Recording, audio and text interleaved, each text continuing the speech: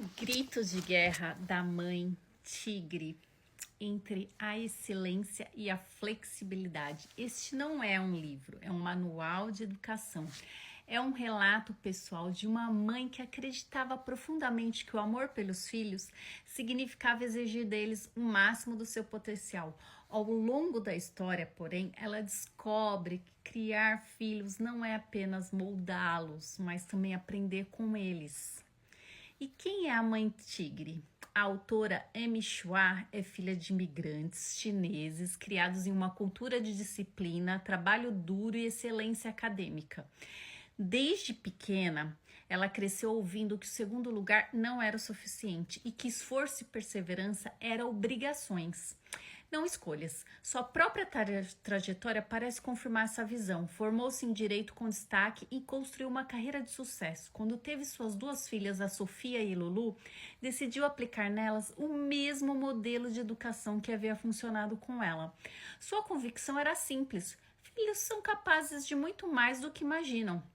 E o papel dos pais é ajudá-los a alcançar esse potencial. A filosofia da mãe tigre Amy acreditava que a educação ocidental era excessivamente permissiva. Na sua visão, muitos pais celebravam conquistas comuns como se fossem extraordinárias. Para ela, elogios deveriam ser consequência da excelência verdadeira, não apenas de participação ou esforço mínimo.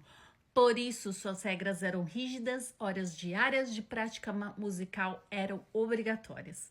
Diversão vinha depois do dever. O compromisso assumido deveria ser cumprido. Desistir não era uma opção. Seu princípio central era não presumir a fragilidade da criança, mas a sua força.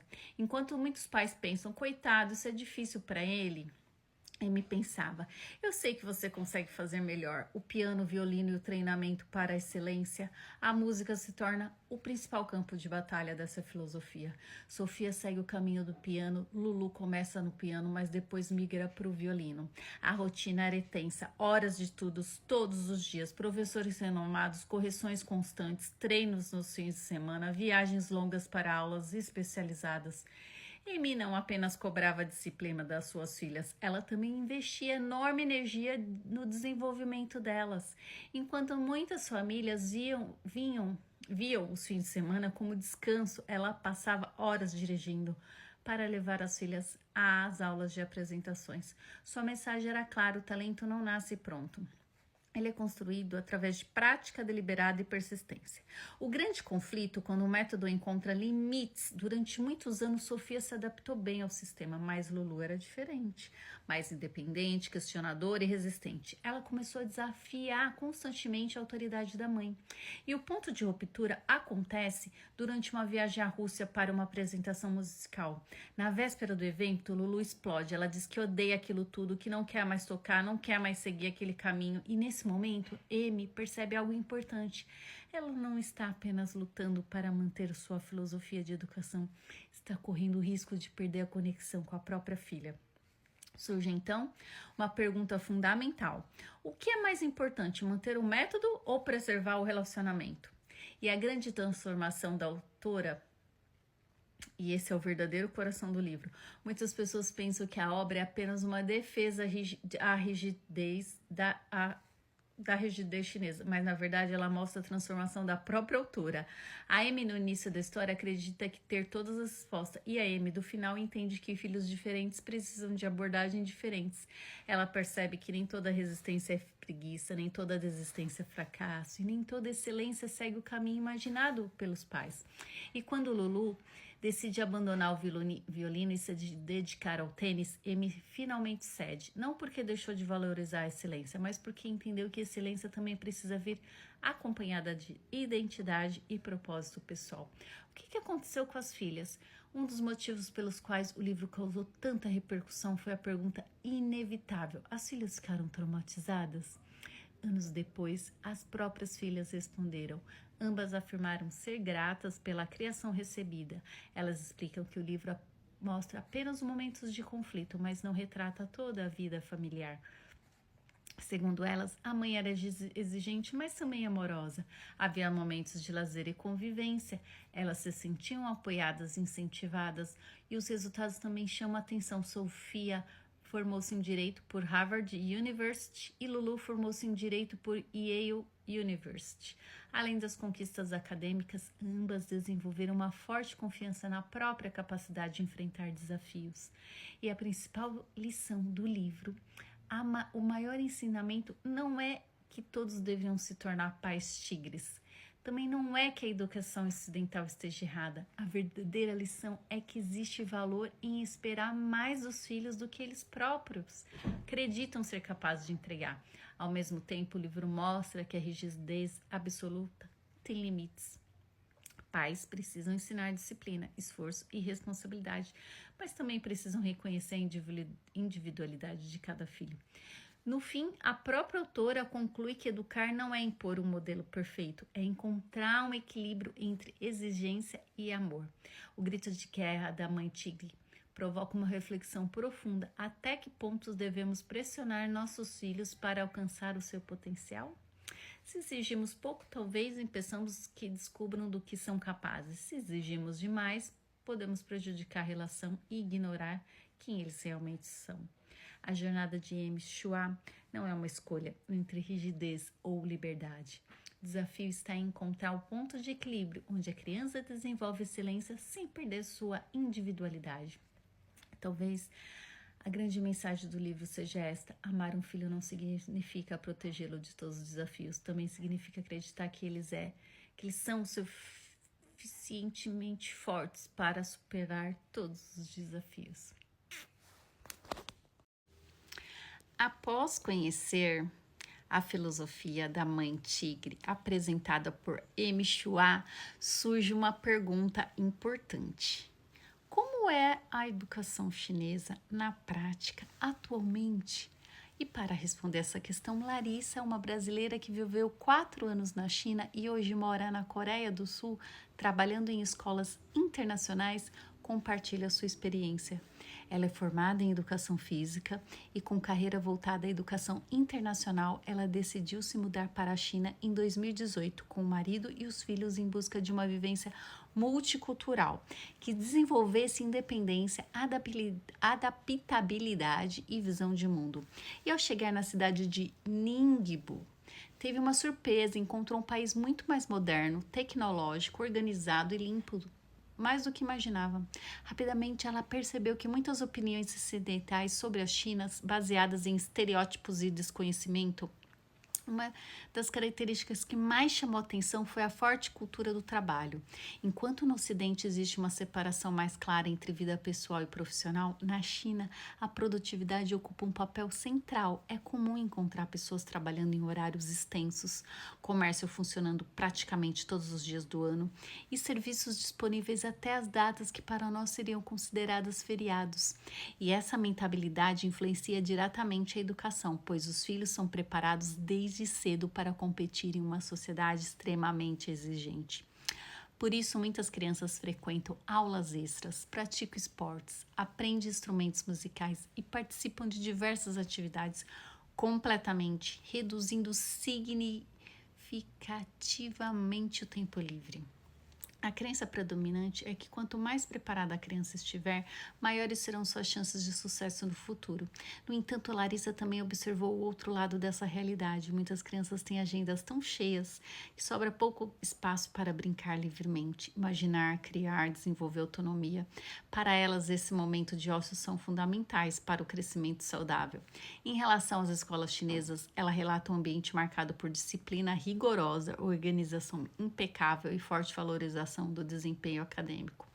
Em algumas instituições, os alunos são posicionados de acordo com as suas notas, tornando a competição algo visível e constante. Quando questionada sobre os impactos emocionais dessa pressão, Larissa destaca que muitos chineses não enxergam esse modelo como um problema, mas como algo natural, já que cresceram dentro dessa cultura. E ela observa também diferenças importantes entre modelos oriental e ocidental. Enquanto o sistema chinês valoriza a disciplina, execução, eficiência, obediência e persistência, o modelo ocidental tende a estimular a criatividade, questionamento, flexibilidade e pensamento independente. Segundo ela, nenhum dos dois sistemas é perfeito.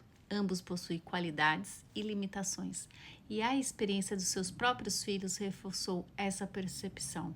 Apesar das preocupações iniciais, elas se adaptaram rapidamente, fizeram amizades, aprenderam a conviver com diferentes culturas e desenvolveram maior independência.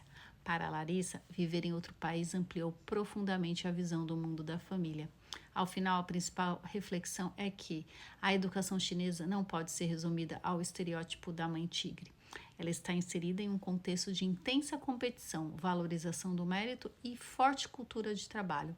Ao mesmo tempo, levanta questões importantes sobre equilíbrio entre disciplina e liberdade, excelência e bem-estar, desempenho e infância.